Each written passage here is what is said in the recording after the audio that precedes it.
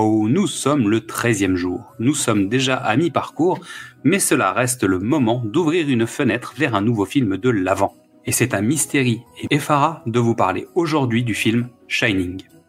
Bonjour à tous. Pour cette nouvelle pastille, on va troquer le vin chaud pour du Red Rum.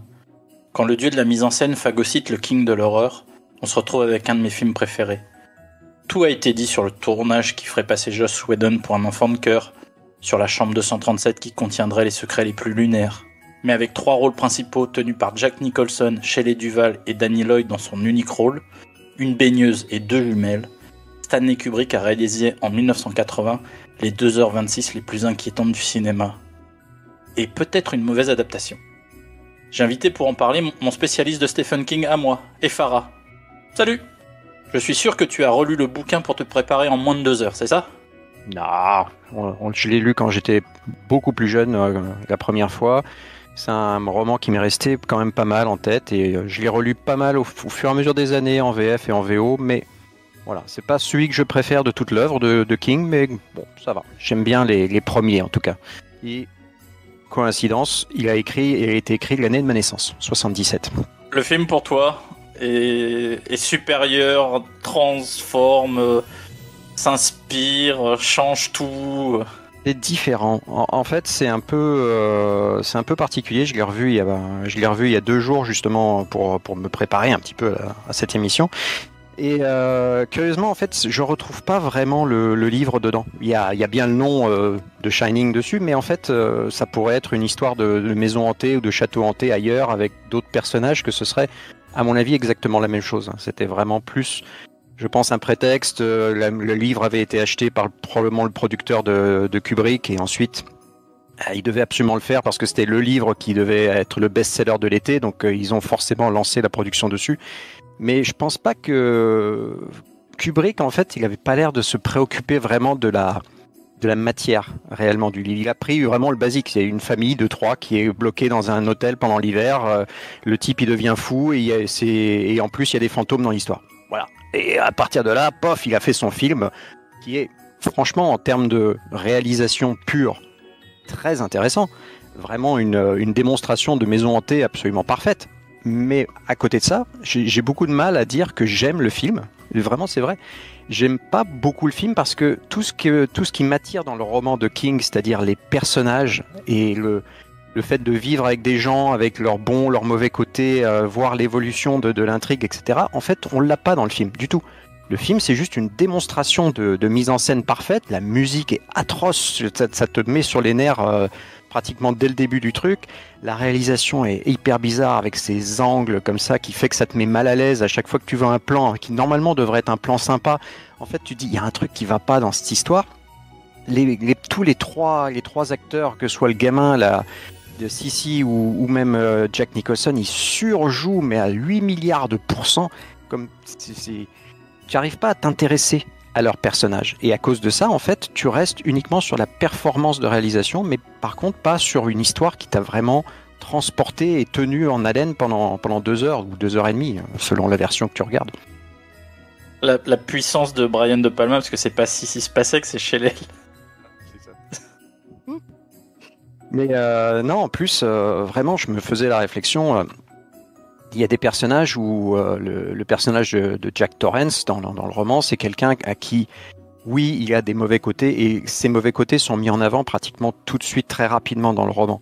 Il y a le fait que c'est un ancien alcoolique et qu'il a des crises de colère violentes qui montent comme ça en permanence. Il doit se contenir, même pendant son entretien avec le type qui va lui donner sa place et c'est peut-être sa dernière chance de trouver un emploi à peu près respectable. Il bouillonne à l'intérieur parce qu'il a l'impression qu'on lui fait l'aumône. C'est quelque chose qui le heurte, tu vois, profondément à l'intérieur. C'est des choses comme ça qui reviennent, qui font que tu commences à comprendre comment le personnage fonctionne et tu commences à t'intéresser à la dynamique à l'intérieur de la famille. Ils vont être coincés pendant tout un hiver ensemble. Qu'est-ce qu'un mec comme ça, qu'est-ce qui lui passe par la tête d'accepter un emploi où il va être tout seul avec un petit gamin qui doit avoir 5 ans à peu près et une femme avec qui, de manière assez évidente, même si c'est pas dit explicitement, il y a eu des soucis, il a peut-être trompé, ils ont peut-être eu des ruptures à certains moments. Donc, qu'est-ce qui fait que tu ramènes ta famille dans un endroit isolé pendant tout un hiver pour rester là? C'est vraiment des choses comme ça qui font que tu lis et tu te dis mais qu'est-ce qui va se passer, tu es intrigué. Le côté surnaturel est beaucoup plus traité, ce qui est normal aussi puisque sur un livre tu as beaucoup plus de place. Et tu rentres plus dans l'histoire de l'hôtel, dans tout ce qui s'est passé, etc. King, il apporte vraiment cette envie de traiter des personnages avant tout. L'intrigue, je pense, chez lui, vient après, quelque part, mais d'abord, il faut traiter des personnages en particulier. Kubrick, il s'en fout, les personnages. Il en a rien à battre, il place des gens là, il veut une réaction, et c'est tout, en fait. Quelque part, lui et Hitchcock, je pense, devaient avoir un peu cette fibre du style... J'en ai rien à faire que tu sois confortable ou pas sur mon tournage. Je veux entendre le cri que je cherche et c'est tout, tu vois. Donc, il va faire ses 65 prises d'affilée jusqu'à ce qu'il obtienne son résultat. Et quelque part, c'est bien pour la réalisation, mais par contre, pour l'intérêt du spectateur, je trouve non. Et c'est pour ça qu'au final, j'ai beaucoup de mal avec cette adaptation-là en particulier, mais même avec Kubrick en général, parce que tu as du mal à rentrer dans l'intrigue et à t'intéresser vraiment à ce qui fait que l'histoire va te porter pendant 1 heure ou 2 heures ou 3 heures. Là, tu regardes le truc. Ouais. Un truc que j'ai trouvé intéressant, c'est les modifications qu'il a faites. Par exemple, un élément qui était beaucoup mis en avant dans le roman, c'était le fait que à l'hôtel, ils avaient taillé en fait des haies en forme d'animaux. Et donc, il y avait des animaux qui bougeaient. C'était ça le truc, c'est que tu avais l'impression que les personnages avaient l'impression que du coin de l'œil, en fait, les animaux de haie avaient bougé de place, ils n'étaient pas au même endroit, etc. Il y avait toute une animation, ça revenait de manière régulière dans le roman, etc. Et Kubrick, oui, en fait, non, les animaux de haie, ça l'intéressait pas. Ce qui l'intéressait, c'était la thématique du labyrinthe. Et il y a tout un truc, en fait, quand tu regardes, entre le labyrinthe de haie qu'il a créé spécialement pour l'intrigue, et en plus les déplacements des personnages à l'intérieur de l'hôtel. Vraiment, en fait, t'as l'impression qu'il observe des rats qui courent justement à l'intérieur. Il a sa propre petite expérience à l'intérieur du truc. C'est vraiment une toute autre ambiance. Les gens qui aiment le livre, en général, sont sans doute comme moi. Les gens qui adorent le film, par contre, trouvent autre chose dedans. Parce que c'est vraiment un terrain d'exploration différent, tu vois. Bah, c'est exactement mon expérience. Je suis arrivé dans l'histoire Shining par le film. Et j'ai découvert le livre ensuite, grâce à toi. Et oui, non, c'est... Mais Kubrick, c'est le maître de la distance, tu vois, Fincher, Christopher Nolan, ils lui doivent tous ça, je pense. C'est ça. Mais voilà, je pense que il faut pas y voir une opposition entre deux choses, une bonne ou une mauvaise adaptation. Je pense qu'il faut vraiment voir plus l'idée que Kubrick avait un sujet qui l'intéressait, il avait peut-être une idée qui lui trottait en tête depuis longtemps dessus. Il a vu le livre, le sujet était plus ou moins dans la même gamme, il s'est dit allez c'est bon, hop, donnez-moi ça, je vais faire le truc. Et il a fait, honnêtement, je pense que c'est un vrai chef-d'œuvre en termes de réalisation. Hein. Même maintenant, quand je le regarde, ça marche encore très très bien, quoi. Écoute, pour ma part, je continue d'avouer ma fascination pour les mêmes raisons. Merci beaucoup pour cet éclairage. Je pense qu'on va se reparler très vite d'un autre film tout aussi glacé. D'accord.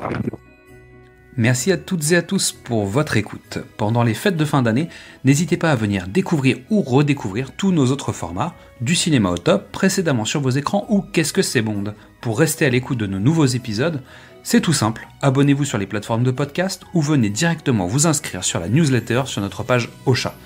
Suivez-nous sur les réseaux sociaux, Facebook, Instagram ou Twitter, et n'hésitez pas à venir nous parler, commenter, partager, liker, et à demain pour ouvrir la fenêtre vers un nouveau film de l'Avent.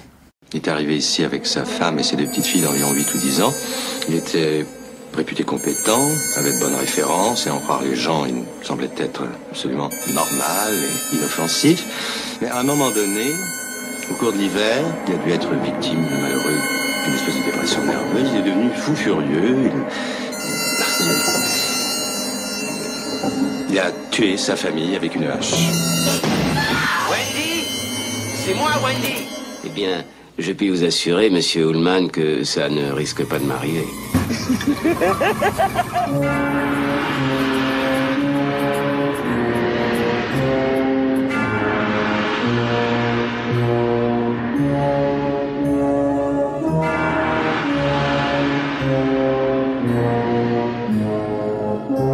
les fois que tu entres ici, tu m'interromps.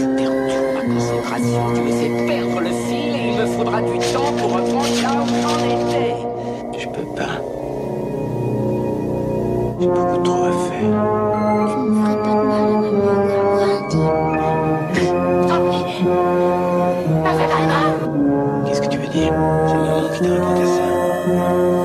Je te ferai du mal. Danny! Viens, Danny! Tu es sûr? Oui, pas. Danny! Chère petite Wendy, c'est bien dans ta manière de soulever un problème le jour où finalement j'ai une chance d'accomplir quelque chose. Quand je suis plongé dans le travail. T'est-il arrivé de songer un moment dans ta vie à mes propres responsabilités? T'est-il arrivé de réfléchir ne fût-ce qu'un seul, un tout petit moment à toutes mes responsabilités? Peut-être leur faut-il une semonce. Si vous me permettez ce conseil. Peut-être même plus. Petit cochon, allons, ouvrez-moi donc. De me refuser l'entrée, il n'est pas question. Mon souffle, puissant comme la mousson, je ferai sauter la maison.